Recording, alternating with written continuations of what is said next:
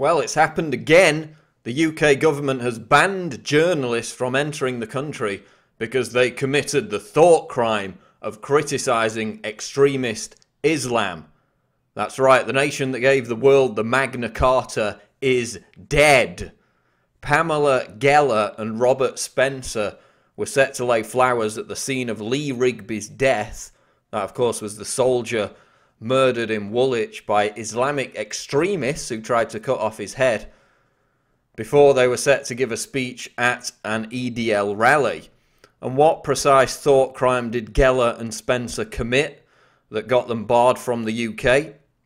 Well, they expressed an opinion which is actually shared by innumerable extremist Muslim preachers who are allowed to enter and live in the UK, that the religion of Islam mandates warfare against unbelievers. Now, whether you believe that interpretation of Islam is true or not, it's Geller and Spencer's free speech right to voice it, just as it's anybody's free speech right to be critical of Judaism or Zionism, and just as it's the free speech right of Muslims living in the UK to protest at military parades, or even, as you see in this picture, to call for Islam to dominate the world, and for freedom to go to hell. I don't agree with that, but it's their right to say it. Because we're not living under Sharia law where being critical of or even drawing cartoons of the Prophet Muhammad is met with rioting and death threats. But it seems the UK government wants to move us closer to that kind of society by framing criticism of extremist Islam as a thought crime to be frowned upon. A government spokesman said individuals whose presence is not conducive to the public good could be excluded by the Home Secretary. So it's not conducive to the public good to allow two bloggers to lay flowers and give a speech at a political event that's critical of extremist Islam. Yet the government is simultaneously preparing to send heavy arms to Islamic extremists in Syria who, like the Woolwich terrorists in London, routinely commit atrocities, including beheadings, in the name of extremist Islam.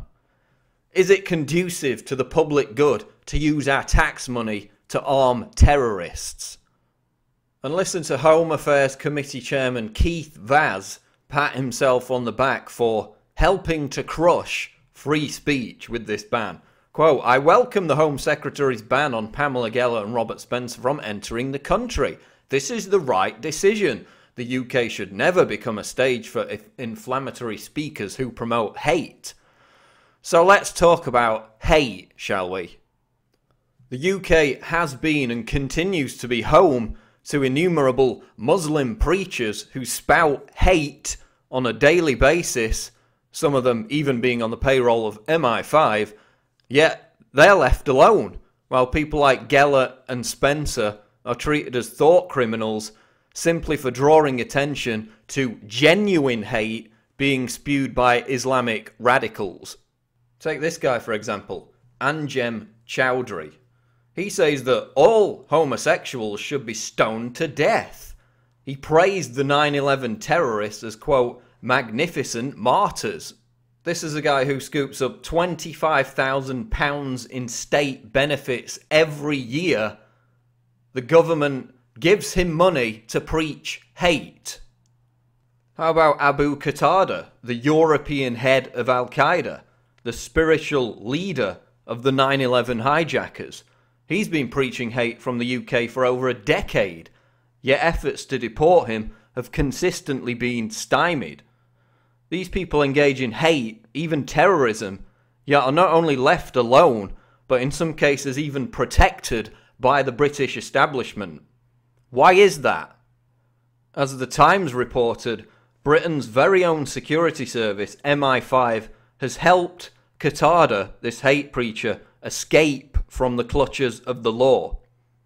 Why do hate crime charges only seem to be made against those who criticise people like Chowdhury and Qatada, who themselves are free to engage in hate speech with wanton abandon? And while these preachers, these Islamic extremists, continue to preach hate and get away with it, even be protected by the government, the UK is also beset by this problem of Muslim rape gangs who like to abduct and pimp out teenage white girls. You know, maybe it's a hate crime to criticise that now. Is it a hate crime to criticise Muslims who vandalise war memorials in Britain with messages proclaiming, quote, "Islam will dominate the world, Osama bin Laden," the perpetrator of this graffiti walked free from court after the offence was not classified as a hate crime? So let me get this straight. If you warn against extremist Islam taking over the world, you're engaging in hate speech, and your freedom of mobility, your freedom of speech is crushed. But if you promote Islam taking over the world as a good thing, then that's perfectly acceptable in the United Kingdom. So I guess it's also now a hate crime in the UK to criticise extremist Muslims who put up signs and patrol entire areas of London, declaring them to be Sharia law zones, where any infidels caught engaging in sins such as drinking alcohol, playing music, being gay, or wearing the wrong clothing is intimidated by these gangs of Sharia law Muslims and forced to leave the area. Is it a hate crime to criticise that? You know, it's perfectly acceptable for people to put on plays about Jesus being a homosexual, and that's fine. That's free speech. That's even encouraged. But God forbid should you dare to question what's in the Quran and they don't even let you in the country. Double standard. The principle of free speech is a universal right. It trumps all religions.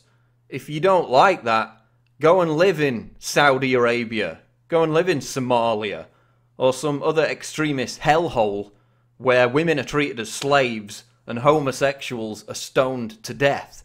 If that's the kind of thing you're into, then go and live there. Don't do it in my country. And again, exposing how the left preaches tolerance while themselves being completely intolerant of anyone who disagrees with them. Leftist group Hope Not Hate said they were, quote, delighted with the decision to ban the two bloggers, once again underscoring how the left is completely authoritarian and hates any form of free speech that dissents against their political dogma. Why are liberals defending a religion, or at least the extremist interpretation of it by a minority, that would actually have leftists killed or at least imprisoned for the very opinions they hold? But it's important to stress, and this is key, that the majority of Muslims are completely peaceful and do not embrace extremist ideals, just as the majority of Christians are peaceful and don't embrace the extremist wing of their religion. But within all religions, there is an extremist minority. But our governments are exploiting the threat posed by Islamic extremists to crush personal freedoms for everyone. Jews, Christians, Muslims, Sikhs, atheists, everyone. In Syria, our governments are using the Islamic extremists, the Al-Qaeda terrorists they control, to achieve regime change in order to further NATO and US military-industrial complex hegemony. While domestically, the UK government is acting in a manner detrimental to free speech, while fostering race hatred and ethnic tensions, which have now led to extremists on the other side of the equation targeting mosques with homemade bombs. So why does the state continue to foster these ethnic tensions in Britain and in other European countries? Well, in the UK, they're merely continuing from where the previous Labour government left off. Under Labour, a policy of mass uncontrolled immigration was deliberately enacted as part of a huge social engineering programme, a politically motivated attempt by ministers to radically change the country and, quote, rub the right's nose in diversity. Why are they fostering this race hatred, these ethnic tensions? Well, it's about balkanisation, creating a diluted society based on the admitted failed system of multiculturalism, splintered communities that have little in common with each other culturally, can barely speak the same language, and who are manipulated to despise one another based on contrived racial, religious and cultural schisms. Which of course makes it all the easier for the state to engage in divide and conquer. This is the key point.